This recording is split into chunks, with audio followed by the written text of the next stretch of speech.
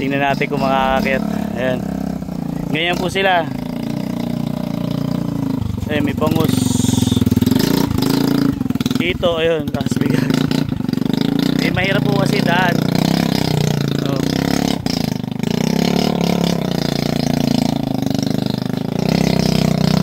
Kayang-kaya.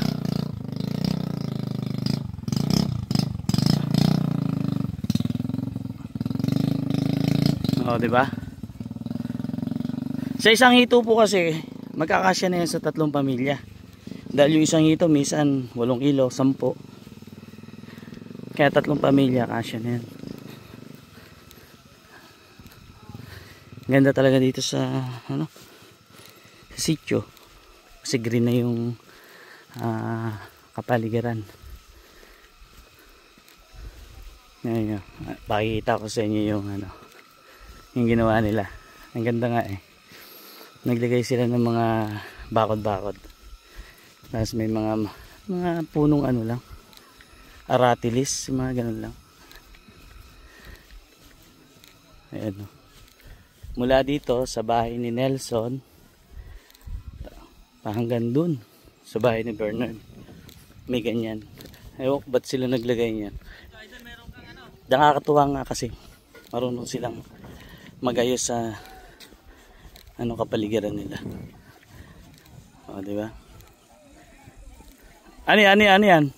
Mayroon tayo, may followers ka rito. Ayan. Picture ko sa'yo. Ayan, sige. Tapos tingnan nyo, gandang ginawa nila. Oh.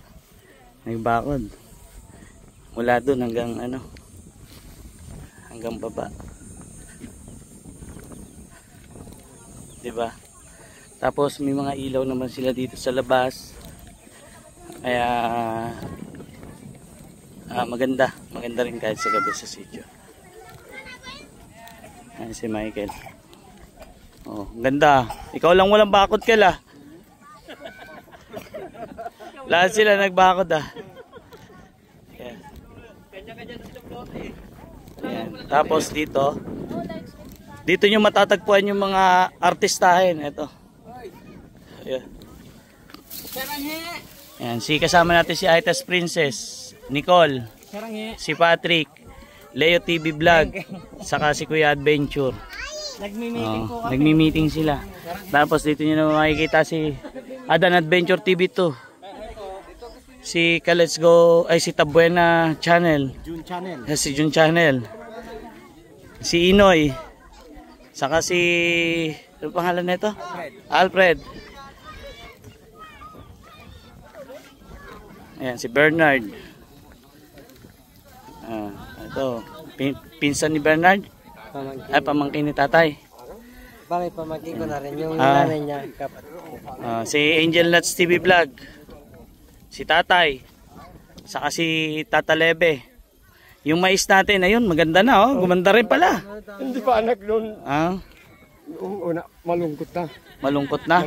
Sabi ko sa inyo, bawal ang malungkot. Dapat lagi masaya. Masaya. Ngayon, pag nalulungkot ka, dapat masaya. Pupunta ka mag-isa sa gubat and then tatawa ka mag-isa. Diba? Ayan, mga bisita ni tatay.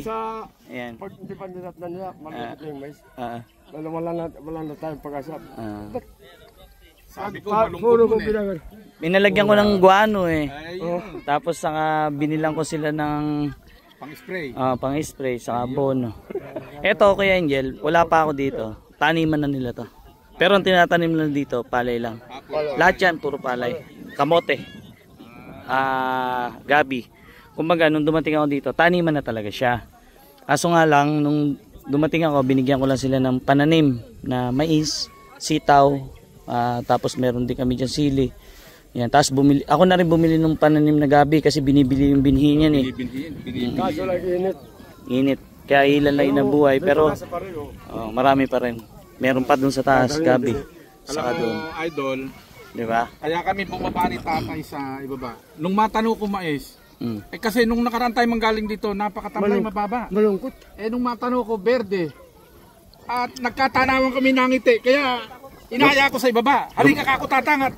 Pag-usapan natin mais mo. Medyo gumaganda-ganda naman nabanggit niya na ang Diyos ay marunong sa lahat. Sabi ko, talagang marunong sa lahat ang Diyos sapagkat ibinigay sa inyo si Soto Tuybitin para sumuporta at magmahal sa inyo. No? Hindi Yun, ba? no? Totoo Minahal yan, yung totoo tao, yan. minahal yung tanong. Yun, no? Yun o. Yun, no? Yun, no? Si tatay. Paano tayo? Gumaya ka kay ano? Yun o. Yun o. Yun, no? Paano tayo sa'yo? Tatay, Ayaw niya, ayaw niya. Ayun, di ba? Ang ganda dito sa, maganda dito sa Sitio Puti, di ba? Oo.